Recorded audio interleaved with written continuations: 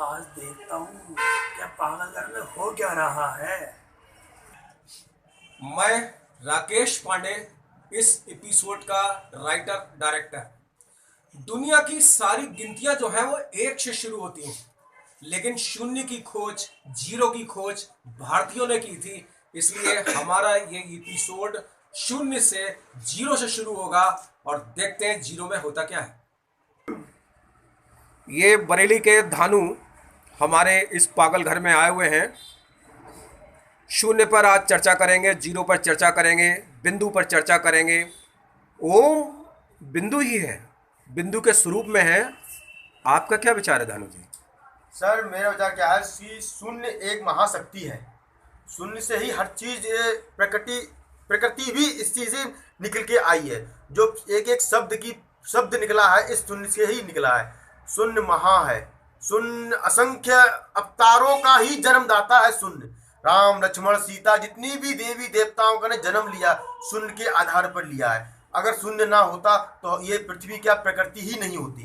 धानु जी, शून्य की तरह ही हमारी पृथ्वी है और शून्य की तरह ही हमारे ग्रह हैं। इस पे आपका क्या विचार है?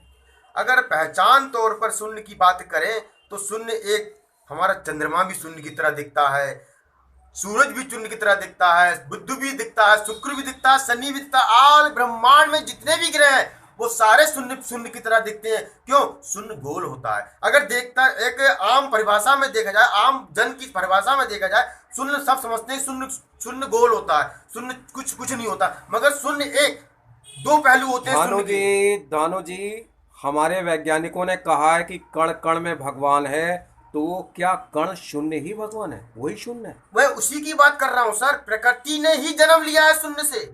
बिना शून्य के तो कुछ आधार ही नहीं खड़ा हुआ आज तक। हम लोग अपने शून्यता को खोते हुए जा रहे हैं। आज हम लोग और गिनतियों में पड़ गए मगर शून्य को नहीं खोज पा रहे हैं। क्योंकि शून्य हमारे सीधे यहाँ से लेकर मस्तिष्क से लेकर हृदय तक आता है। क्योंकि बिना शून्य की धारा के बहते कोई तरंग नहीं चल सकती। आज हम ये देखते हैं कि एक पागल जो पागल हो चुका है उसके निगाह में शून्य का क्या अर्थ है। और ये है मनोज राणा बरेली के। ये अपने आप को पता नहीं क्या बता रहे हैं। मनोज राणा, क्या आप पागल हैं? नहीं, पागल नहीं हूँ। क्या है फिर आप? प्रधानमंत्री हूँ। प्रधानमंत्री आप जी। अरे प्रधानमंत्री तो मोदी जी हैं हमारे। सर जी, मैं तो अपने मोहल्ले का सोसाइटी का प्रधानमंत्री हूँ। अरे भाई, तो हमें तो ऐसा लगा कि यार आप पागल हो, लेकिन यहाँ तो हम ही लोग हैं। प्रधानमंत्री मोहल्ले का भी हो सकता है, सोसाइटी का। जी जी जी। अच्छा, तो ये बताइए आपकी निगाह में गोल गोल क्या क्या हो सकता है? गोल कब भी हो सकता है सर जी। अच्छा, ये बिंदु है। जी, बिंदु भाई। मतलब आपके समझाने का ये है कि अगर हम बहुत ऊंचाई से देखेंगे तो ये हमें बिंदु की तरह दिखाई देगा। कब भी बिंदु की तरह दिखाई देगा। तो मनोज जी, ये कैसे सिद्ध करेंगे कि गोल गोल बिंदु पे कुछ चर्चा करेंगे ना आप? करूँगा।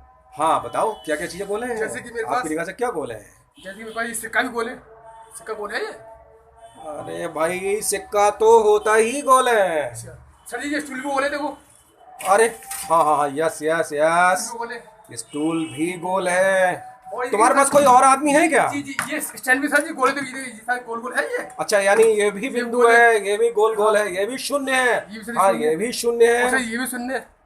अच्छा, ये भी शून्य है।